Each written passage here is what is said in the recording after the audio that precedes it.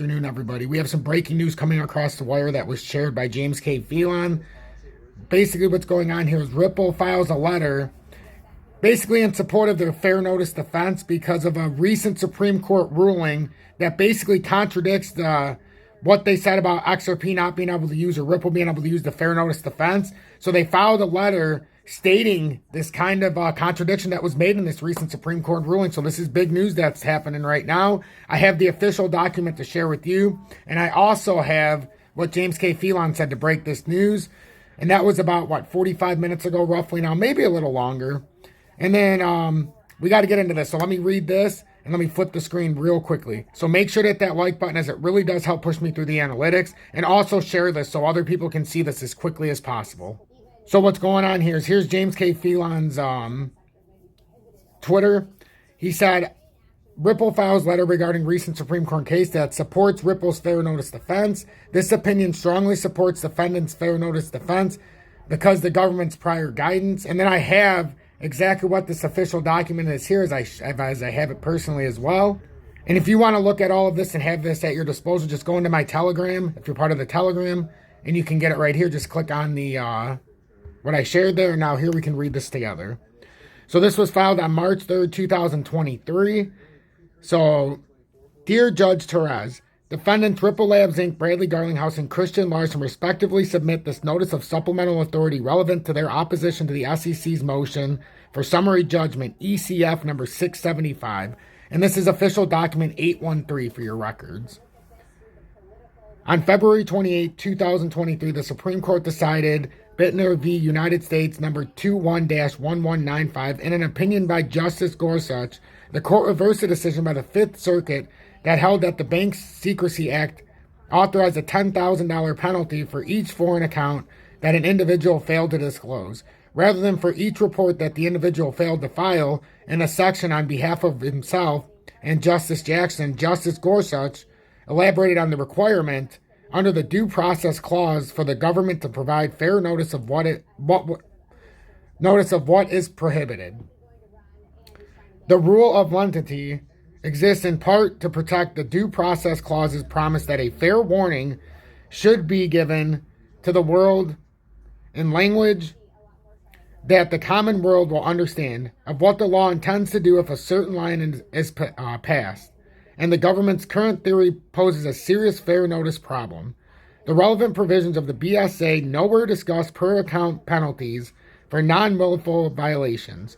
A number of the government's own public guidance documents have seemingly warned of per-report, not per-account penalties for non-willful violations. We are even told that until 2008 and 2009, when the government began aggressively enforcing FBAR penalties, many experienced tax professionals and return preparers were not aware of the FBAR reporting obligations, let alone aware of the government's current theory about the scope of penalties for non-willful violations. If many experienced accountants were unable to anticipate the government's current theory, we do not see how the common world had fair notice of it.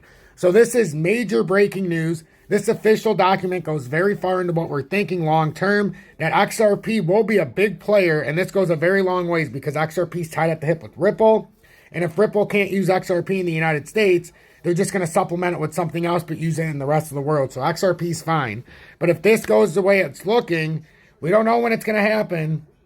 But I strongly believe that Ripple, Brad Garlinghouse, and the bunch, they all know that they're going to win this. And I believe that this is all just a show. I think it's a dog and pony show. And I think this is a way for the U.S. government to dilly-dally around to not allow some of these farther off technologies to push forward, and a way for them to basically break down the technology and leech off of it, back engineer it themselves and have their own central bank digital currency while they're hindering in the United States something like XRP or Ripple, but XRP as the token, and they're just going to create their own token. And I theorize that it could be with JP Morgan because he got approved for his own basically crypto wallet exchange, whatever you want to call it. And he's going to have the JPM coin, or as I theorize, the JP Morgan coin. So that's already something that I believe is verified. I've shared it in the past. So just pay attention to this, because this is by no means stating that we're going to have a settlement. Don't listen to anybody's bullshit about a settlement tomorrow now or a settlement by... We've already seen paperwork that we're probably going to go until September. That's not me saying that. That's just the way it goes. And even Brad Garlinghouse said he'd be stunned if we ended in the first quarter. He said if anything, it'd be in the end of the second quarter, which is somewhere at the end of June, beginning of July somewhere. That's the earliest I can see it happening. But with what I've seen, it's unfortunate that it looks like we're going to push out until September. And a lot of people are going to write XRP off. But I'm telling you, you need to continue to stack it up sub 40 cents. This is the whole reason why we liquidated at $1.66, everybody. Let's take a long look at ourselves. We liquidated at $1.66 so that we could buy sub 40 cents. Right now, we're sub 37 cents. Start getting on the bandwagon. Do me a favor. Just me. Buy 2% of your portfolio so you can get some XRP back in your pocket and you can have some stake in the game and you can feel what it's like to hold some real XRP. Understand what you hold, even if it goes down 50% from here is what we want. What do you mean, Tom? It's bullshit. Go down 50%? Yes, go down 50% because then you can continue to stack as we go to the bottom. As I theorized since $1.66, when we got rejected at that level, why I sold, when it rejected at $1.70 for a third time. Ever since then, I've seen something in the pattern. And I really feel like we're going to the December of 2020 lows. When we filed the lawsuit, it was just south of 13 cents. I keep saying around 12.8 to be safe. It could have been a little bit lower. But I believe we're going to double bottom down there before we can push out to get rid of any liquidity that might have been left over, get rid of the leverage on there, and then we can continue anew. So that's what I'm doing. I'm building sub 40 cents all the way down to that sub 13 cents roughly, about 12.8.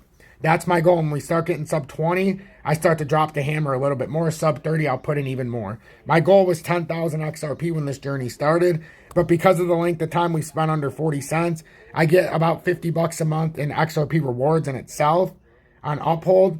So if you want to know how to do that, there's a link in the video description below to use my UPHOLD, but I don't encourage you to use that. I encourage you to look at the BITGET and MEXC. That's also in the video description below and the pinned comment. You can buy your XRP in the USA, but there's no spot fees to buy or sell. It's a spectacular way to do it. So I'll leave the links in the video description below for that. But this is something we all need to start doing, ladies and gentlemen. So if you don't think you can buy it in the USA, I've got 3 options. I suggest 2 of them in the video description below, but all 3 are good. I'm going to put all 3 of them in there. It's just on UPHOLD, you have to pay a lot of spot fees. So I suggest if you want to keep it on UPHOLD, just send it there later. So start building your buy. You got to start buying in and build it to the bottom. I'm XRP Future Millionaire. I appreciate everybody tuning in on this March 3rd, on this Friday, March 3rd, 2023 at 12:55 p.m. Eastern Standard Time. Make sure to hit that like button. I appreciate each and every one of you. Page 2, this opinion strongly supports defendant's fair notice defense as in Bittner.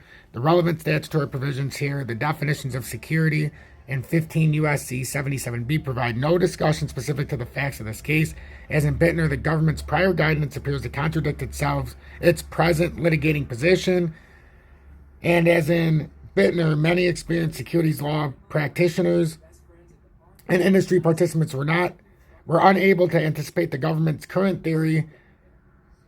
CID at 47 digital asset exchanges, 49 and N39 academics, securities lawyers, and other third parties, 52 market participants. Accordingly, as in Bittner, the government's current theory posed a serious fair notice problem.